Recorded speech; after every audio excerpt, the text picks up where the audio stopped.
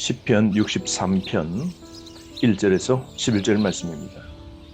본문의 말씀, 저자는 다윗입니다. 그런데 다윗이 가장 생애에 어려운 일을 당했을 때에 그때 지었던 시죠. 시의 배경은 유다 광야에 있을 때라고 그러는데요. 아들 압살롬에게 쫓겨나서 유다 동편 마하나임 지역으로 피신하게 되죠. 그때 잠시 유다 광야에도 머물게 되는데요. 이럴 때 그가 하나님을 향하여 자신의 삶, 비탄을 끌어올려서 시로 표현한 내용이죠.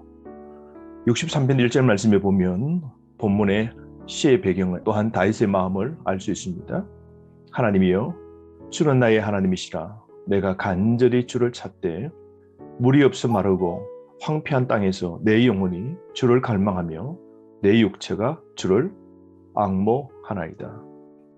다윗은 지금 견딜 수 없는 고난을 당하고 있고 비참한 상태에 있죠. 깊은 고통 속에 빠져 있습니다.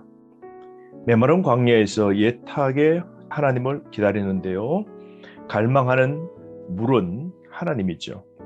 사막에서 가장 필요한 것은 생수인데요. 오늘 다윗에게 절대적으로 필요한 물은 영혼의 물, 하나님입니다. 그러므로 다윗은 지금 영적인 갈증이 있는데요. 오직 하나님으로부터 공급받아 해결하기를 원하는 것이죠. 첫 번째 고백이 무엇입니까? 주는 나의 하나님이시라. 나의 하나님이라 당당하게 또렷하게 고백합니다. 다윗이 가장 어렵고 힘들 때에도 나의 하나님이라 고백하죠. 자신이 서 있는 자리가 황폐한 땅입니다. 그 속에서도 주를 향하여 갈망합니다. 육체가 주를 앙모한다 그럽니다. 여러분, 광야에서 생명을 유지하는 건 물을 찾는 게 아니라 하나님을 찾고 사모해야 됨을 이 시편을 통하여 알 수 있습니다. 그러므로 오늘도 하나님 찾기를 갈망합시다. 더욱 내 삶이 지금 황폐한 땅에 있다면 오직 주를 갈망하는, 주를 앙모하는 마음이 있어야 됩니다. 그러므로 지금 곰핍한 땅에서 하나님을 찾고 있는지요? 지금 힘든 상황에서 무슨 대책을 세우며 이 문제를 해결하기를 원하십니까? 지금 광야에 있을지라도 하나님의 영광을 갈망해야 합니다. 2절 말씀, 내가 주의 권능과 영광을 보기 위하여 이와 같이 성소에서 주를 바라보나이다.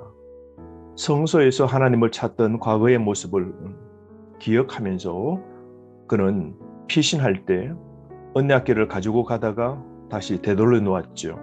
그럴 때 그는 이런 생각을 합니다. 하나님 은혜로 다시 예루살렘 성소로 돌아올 것을 믿었던 겁니다.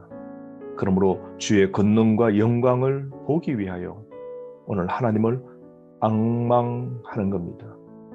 사랑하는 성도 여러분, 오늘 내 삶에 하나님의 영광 배우는 것이 가장 중요하지 않을까요? 오늘 나는 언제 하나님의 권능과 영광을 갈망했는지요? 여러분 다시 한번 생각해 봅시다. 3절에서 4절 말씀, 하나님을 향하여 찬양하는데요. 찬양하는 이유가 무엇입니까? 3절, 주의 인자하심이 생명보다 나음으로 내 입술이 주를 찬양할 것이다. 주의 인자하심, 이것이 바로 다윗이 찬양하는 이유라 그럽니다. 다윗은 삶 속에 가장 어렵고 힘들 때에 고난 중에 유일한 소망이신 하나님을 향하여 찬양합니다. 자신의 생명보다 소중한 건 하나님의 임자라고 고백하죠. 아브라함을 보십시오. 아들 이삭, 독자가 얼마나 귀하겠습니까? 그럼에도 불구하고 하나님 명령 따라 그 아들을 바칩니다. 그는 아들보다 하나님을 더 사랑한 것이죠. 뿐만 아니라 이 아들에 대한 하나님의 계획과 하나님의 섭리와 하나님의 넉넉한 자비가 있음을 믿었기에 그 아들을 끌고 모리아산에 올라갔던 것이죠. 아브라함은 주의 인자심을 자신의 생명보다 가진 소유보다 더 귀한 것으로 여겼던 것이죠. 여러분, 오늘 우리에게 필요한 것이 무엇일까요? 하나님의 인자하심입니다. 하나님의 넉넉한 우리를 향한 사랑, 이것이 바로 우리가 하나님을 향하여 찬양해야 될 이유이지 않겠습니까? 4절 말씀, 이러므로 나의 평생의 주를 송축하며 주의 이름으로 말미암아 나의 손을 들리라. 다윗은 고백합니다. 평생 하나님을 향하여 찬양하기로 작정합니다.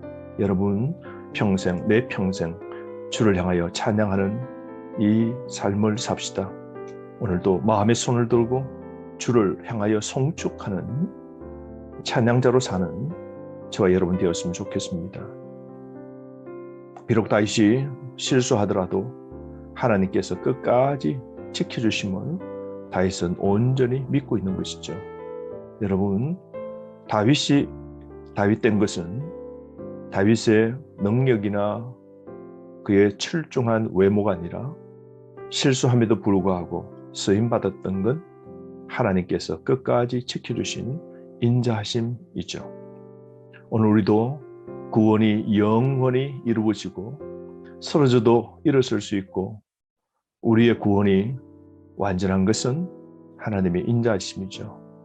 고난 가운데 있을지라도 우리를 향한 변함없으신 그 하나님을 우리가 생각한다면 오늘도 어떤 장소에서도 손을 들어 하나님을 찬양할 수 있다 생각합니다. 또한 다윗이 하나님을 향하여 찬양하는 이유가 무엇이었습니까? 5절부터 8절 말씀인데요. 5절, 골수와 기름진 것을 먹음과 같이 나의 영혼이 만족할 것이라. 나의 입이 기쁜 입술로 주를 찬송하되 라고 그럽니다. 주님으로 인해 영혼의 만족함을 다윗은 누리는 겁니다. 기름진 것을 먹음과 같다 그럽니다. 기름은 하나님의 복이죠. 다윗은 지금 고난 상황 속에서도 목자 주님을 인하여 만족하고 있는 것이죠. 목자를 쫓아가는 양으로 목자가 베풀어 주시는 푸른 풀밭과 실만한 물가, 상이 넘치도록 차려주시는 목자, 그 하나님 인하여 자신은 만족하고 있는 겁니다. 그러므로 영혼의 만족은 하나님으로 인해 주어지는 겁니다. 지금 우리가 광야에 있으나 하나님은 오늘 우리를 만족시켜 주실 겁니다. 다윗은 광야 속에 있을 때에도 하나님을 찾는데요. 5절 말씀, 입술로 주를 향하여 찬송합니다. 6절 말씀, 밤새도록 하나님의 말씀을 묵상합니다. 6절, 내가 나의 침상에서 주를 기억하며 새벽에 주의 말씀을 작은 소리로 읊조릴 때에 하오니 라고 그러죠. 뿐만 아닙니다. 7절, 소리를 높여 외치며 하나님을 찾습니다. 7절 말씀, 주는 나의 도움이 되셨습니다. 내가 주의 날개 그늘에서 즐겁게 부르리이다. 과거에도 도와주신 그 하나님 향하여 하나님의 교제와 보호를 오늘 간절히 다시 한번 기억하는 것이죠. 그러므로 지금 어려운 상황 속에서도 과거에 베풀어 주신 그 하나님의 넘치는 은혜를 다시 사모하고 있는 겁니다. 우리가 어려울 때, 우리가 힘들 때 하나님을 기억하고 하나님을 향하여 더욱 찬송하고 하나님의 이름을 높이고 하나님의 말씀을 묵상하는 삶, 하나님을 찾는 삶이 더욱 필요한 겁니다. 그러므로 여러분, 문제로 지금 불안하고 걱정이 많지만 불면의 밤에 문제보다 지난 과거에 베풀어 주신 하나님의 도움을 생각하는 것이 더 소중합니다. 그러므로 여러분, 우리가 힘들 때에 주님께서 나에게 베풀어 주신 은혜를 또 묵상합시다. 뿐만 아니라 8절 말씀, 나의 영혼이 주를 가까이 따르니 주의 오른손이 나를 붙드시거니와, 현재에도 하나님이 자신을 보호해 주심을 고백합니다. 그러면서 9절 10절은 원수의 멸망, 원수들이 멸망함을 다윗은 알고 있습니다. 그러므로 9절 말씀, 나의 영혼을 찾아 멸하려 하는 그들은 땅 깊은 곳에 들어가며 그들이 다 죽음을 당한다는 것이죠. 원수는 하나님이 다 갚으시는 겁니다. 주를 따를 때 승리가 있는 겁니다.